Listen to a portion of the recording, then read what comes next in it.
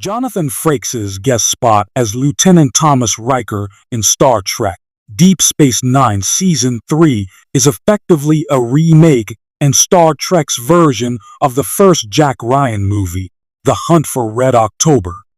Posing as Commander William Riker from Star Trek The Next Generation, Thomas charms his way into Deep Space Nine with a nefarious agenda. Will Riker's transporter clone steals the USS Defiant to use as a weapon against the Cardassians, with Major Kira Nerys, Nana, visitor, aboard as Tom's prisoner.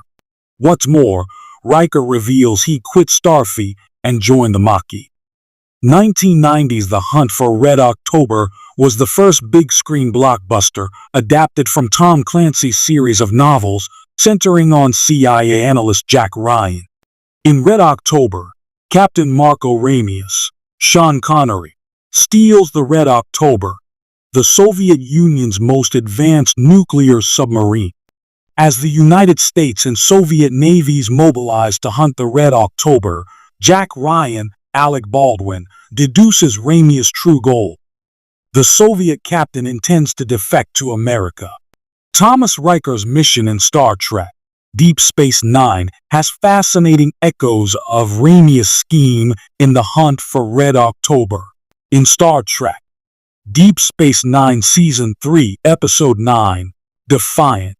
The USS Defiant is essentially the nuclear submarine in The Hunt for Red October.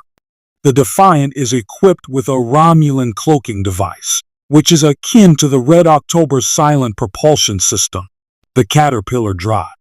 Thomas Riker has also defected to the Maquis, just as Captain Ramius planned to turn himself into the United States. Commander Benjamin Sisko, Avery Brooks, finds himself in the Jack Ryan role, gauging Riker's mindset and deducing his true intentions. A scene between Gul Dukat, Marc Alaimo, and Sisko where they debate Riker's motivations is similar to moments in The Hunt for Red October where the CIA and the White House ponder what Captain Ramius is up to. The Russians also play games and deceive the United States Navy in The Hunt for Red October, just as Cardassia's Obsidian Order hides a secret fleet they are building in the Oriya system. However, Thomas Riker's outcome differs greatly from Ramius. The Maquis defector is voluntarily captured by the Cardassians, whereas Jack Ryan helps Ramius and his crew defect to the United States. Interestingly, the writer of Star Trek Deep Space Nine Season 3, Episode 9, Defiant, Ronald D. Moore, did not intentionally base his story on The Hunt for Red October, which hit movie theaters 4 years earlier. Further, Commander Sisko's role in Defiant echoes the President of the United States, played by Henry Fonda, in the 1964 thriller Fail Safe, which is about the United States and Russia working together to shoot down an American plane en route to launch a nuclear strike against Moscow. Regardless, the similarities between Defiant and The Hunt for Red October are intriguing. Star Trek The Next Generation has a fascinating connection to The Hunt for Red October.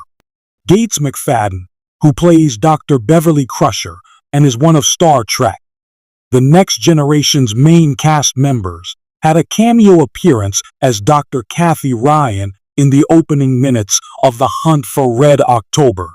McFadden had hoped to continue playing Kathy in the sequels, but the role was recast with Ann Archer when Harrison Ford took over the role of Jack Ryan from Alec Baldwin in 1992's Patriot Games and 1994's Clear and Present Danger.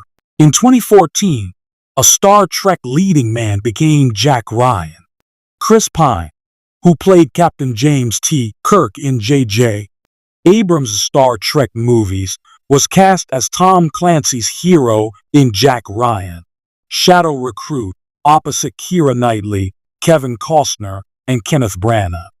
Unfortunately, the reboot was unsuccessful, and Pine didn't continue as Jack Ryan. In hindsight, Star Trek Deep Space Nine unintentionally making their own version of the Hunt for Red October makes Defiant an even more compelling watch for Tom Clancy fans.